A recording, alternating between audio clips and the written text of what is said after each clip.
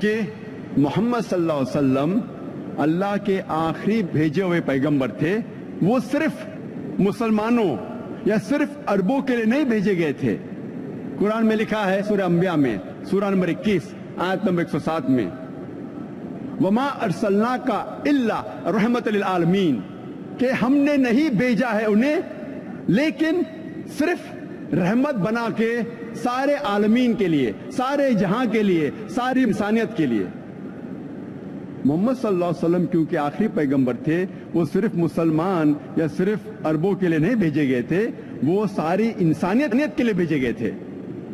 اور اللہ سبحانہ و تعالیٰ یہ پیغام دہراتے ہیں سورہ سبا میں سورہ نمبر 34 آیت نمبر 28 میں وما ارسلناک الا کافۃ للناس بشیرا ونذیرا، کہ ہم نے بھیجا ہے محمد صلی اللہ علیہ وسلم کو ایک عالمی پیغمبر بنا کے تاکہ وہ لوگوں کو خبردار کر سکے اور لوگوں کو بشارت دے سکے.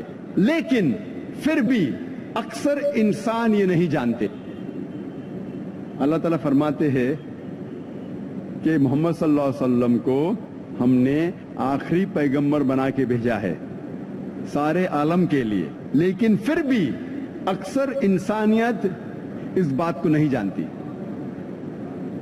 ہم مسلمان کیونکہ ہمارا ایمان ہے کہ قرآن اللہ سبحانہ تعالیٰ کا کلام ہے، اسی لیے ہم اس بات کو تسلیم کرتے ہیں کہ محمد صلی اللہ علیہ وسلم آخری پیغمبر تھے. لیکن غیر مسلمان جو یہ بات نہیں مانتے کہ قرآن مجید اللہ کا کلام ہے، وہ اس بات کو تسلیم نہیں کریں گے کہ محمد صلی اللہ علیہ وسلم انسانیت کے لیے آخری پیغمبر تھے. لیکن اگر کوئی بھی انسان، کوئی بھی غیر مسلمان اگر کھلے ذہن سے قرآن مجید کو پڑھے گا یا قرآن مجید کا ترجمہ پڑھے گا، انشاءاللہ اسے یقین ہو جائے گا کہ یہ کلام اللہ سبحانہ تعالیٰ کا ہے. اور میں نے ایک تقریر دی تھی اسی گراؤنڈ میں، اسی سٹیج پہ، از دا قرآن گاڈز ورڈ، انگریزی میں تقریر تھی، کیا قرآن اللہ کا کلام ہے؟ اگر کوئی بھی غیر مسلمان اگر اس تقریر کو سنے گا کھلے ذہن سے، انشاءاللہ اس تقریر میں نے ثابت کیا ہوں ریزن، لاجک اور سائنس کے ساتھ، منطق اور سائنس کے ساتھ، کہ قرآن مجید اللہ سبحانہ تعالیٰ کا کلام ہے. تو کوئی بھی غیر مسلم اگر یہ تقریر کو سنے گا کھلے ذہن سے، انشاءاللہ اس کو اس کتاب پہ یقین کرنا ہوگا کہ یہ کتاب اللہ کا کلام ہے. اللہ سبحانہ تعالیٰ فرماتے ہیں قرآن مجید میں سورہ ال عمران میں سورہ نمبر 3 آیت نمبر 64 میں تعالوا الی کلمۃ سواء بین بینکم، آؤ اس بات کی طرف جو آپ اور ہم میں یکساں ہے. یہ قرآن مجید کی آیت سورہ ال عمران کی سورہ نمبر 3 آیت نمبر 64 کی، میرے نزدیک یہ دعوتی میدان میں میں اسے کہتا ہوں ماسٹر کی یعنی سارے تالوں کو کھولنے والی چابی، ماسٹر کی. اللہ تعالیٰ فرماتے تعالوا الی کلمۃ سواء بین بینکم، آؤ اس بات کی طرف جو آپ اور ہم میں یکساں ہے. تو آج انشاءاللہ میں کوشش کروں گا کہ مختلف مذہبی کتابوں کا حوالہ دیتے ہوئے غیر مسلمانوں کو یہ ثابت کرنے کے لیے کہ محمد صلی اللہ علیہ وسلم صرف مسلمانوں کے لیے نہیں لیکن غیر مسلمانوں کے لیے بھی آخری پیغمبر ہے. وقت کی قلت ہونے کی وجہ سے میں صرف امپورٹنٹ جو ضروری اہم ہم دوں گا ورنہ تقریر بہت لمبی ہو جائیں گی. سب سے پہلے ہم تحقیق کریں گے ہندو مذہبی کتابوں میں محمد صلی اللہ علیہ وسلم کا کیا ذکر آتا ہے. ہندو مذہبی کتابیں دو قسموں میں بانٹی گئی ہے، ایک ہے شروتی، دوسری ہے اسمرتی. شروتی کے معنی ریویلڈ، انڈرسٹینڈ، پرسیو. شروتی کے معنی ہے وحی، سمجھنا. ہندو ودوان کہتے ہیں کہ شروتی خدا کا کلام ہے، ایشور کا کلام ہے. اور دو قسم کی شروتی ہے، وید اور اپنشد. دوسری قسم کی کتاب ہے جو ہندو مذہب میں وہ ہے اسمرتی. اسمرتی کے معنی ٹو ریمبر، میموری، یاد رکھنا، یادداشت. اسمرتی ہندو ودوان کہتے ہیں یہ ایشور کی کتاب نہیں ہے لیکن انسانوں نے لکھی ہے، اور اسمرتی میں لکھا گیا ہے کس طریقے سے انسان اپنی زندگی جینا چاہیے اس زمین پہ، انفرادی طور پہ، معاشرتی طور پہ اور عالمی طور پہ. کئی قسم کی اسمرتی ہے. مثال کے طور پہ پراناز ہے، اتہاس ہے، رامائن، مہابھارت، بھگوت گیتا، منوسمرتی وغیرہ. وقت کی قلت ہونے کی وجہ سے صرف جن کتابوں کا میں حوالہ دوں گا اس کے بارے میں اور ڈیٹیل میں بات کروں گا. پہلی قسم کی کتاب جو ہندو مذہب میں ہے وہ ہے شروتی. شروتی جیسے میں نے کہا دو قسم کی ہے، وید اور اپنشد. وید آتا ہے سنسکرت لفظ ود سے جس کے معنی ہے گیان، علم، نالج. وید چار قسم کی ہے، رگ وید، یجروید، سام وید اور اتھروا وید. پہلے تین وید رگ وید، یجروید، سام وید سب سے پہلے وجود میں آئے اور آخری وجود میں آیا اتھروا وید. یہ پہلی تین وید رگ وید، یجروید، سام وید کو کہتے ہیں ٹرپل سائنسز یا ٹرائی ود، یعنی تین سائنس کی کتابیں یا تین علم کی کتابیں، تین گیان کی کتابیں. رگ وید جب آپ پڑھیں گے اس میں لکھا ہے سانگز آف پریزز، تعریف کے گیت. یجروید میں ہے سانگز آف سیکریفائسز اور سیکریفائسز فارمولاز، قربانی کے شلوکس. ساموید میں ہے میلڈی، سنگیت. اتھروا وید میں ہے میجیکل فارمولاز، جو چمتکار کے شلوک ہے اس کے بارے میں ذکر آتا ہے اتھروا وید میں. ہندو ودوان میں اختلاف ہے کہ وید کب وجود میں آیا. سوامی دیانند سرسوتی کے حساب سے جو آریہ سماج کے بانی ہیں وہ کہتے ہیں وید 131 کروڑ سال پرانی کتاب ہے، 1310 ملین ایئرز اولڈ.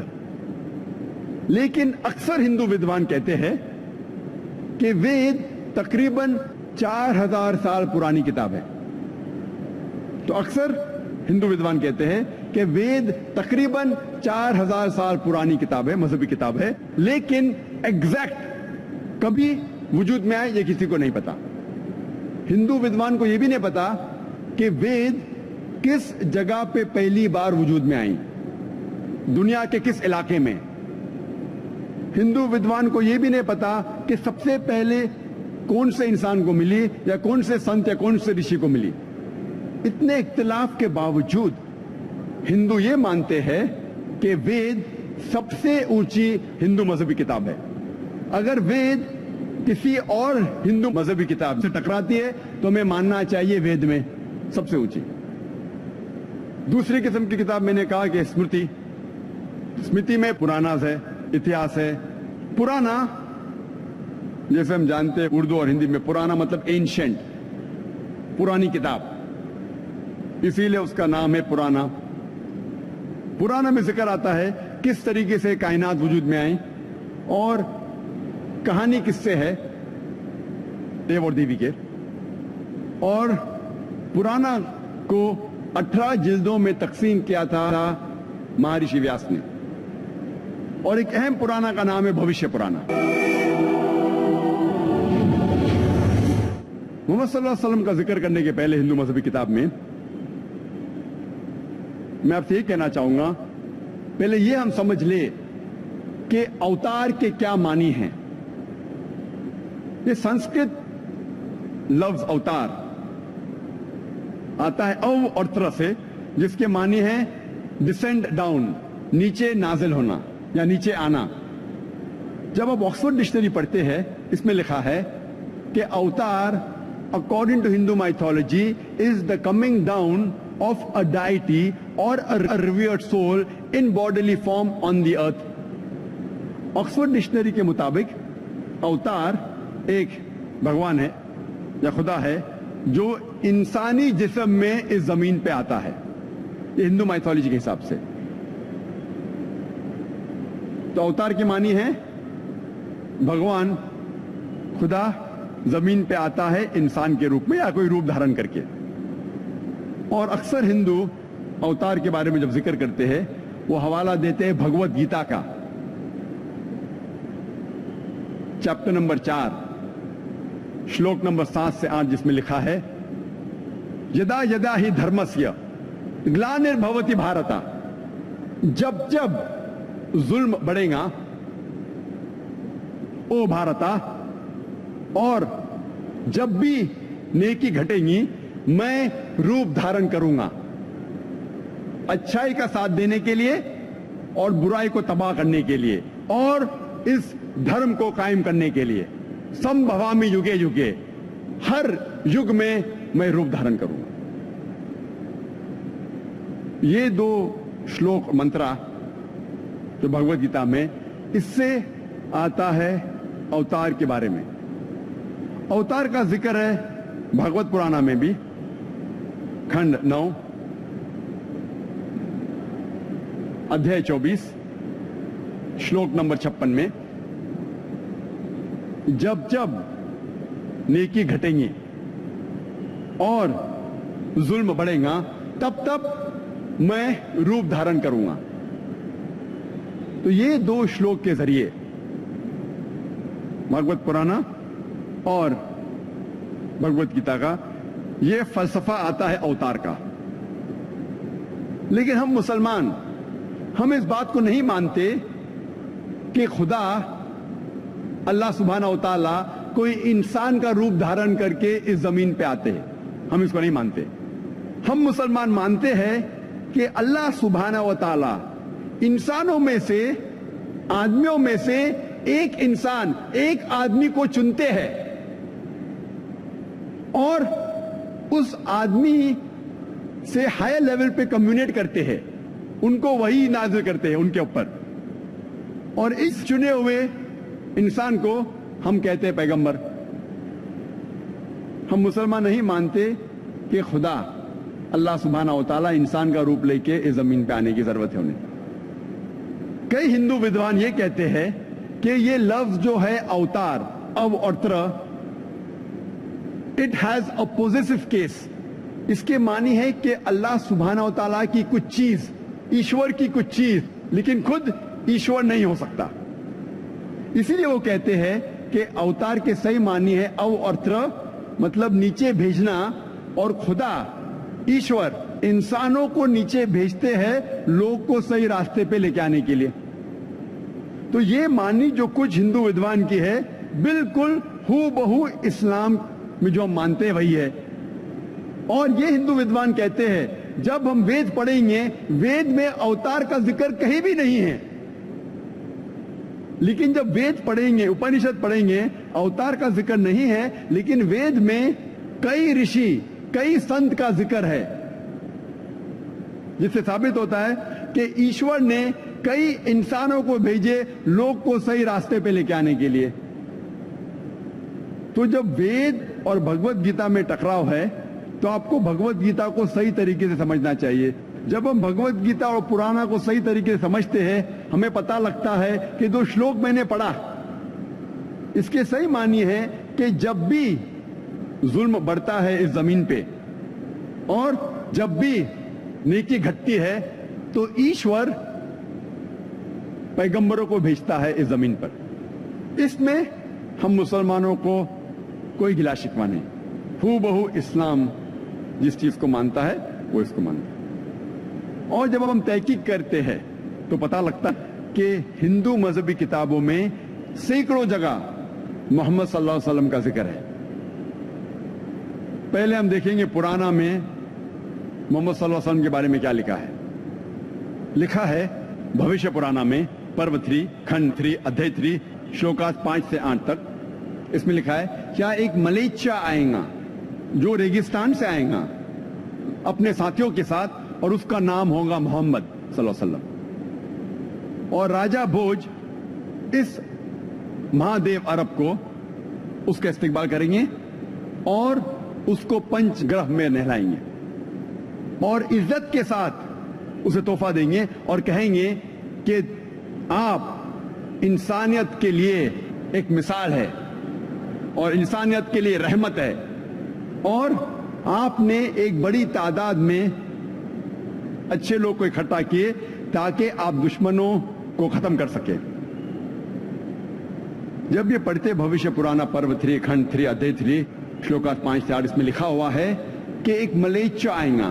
ملیچا سنسکرت میں کہتے ہیں ودیشی کو، foreigner who speaks a foreign language، جو ودیش کی بھاشا بات کرتا ہے۔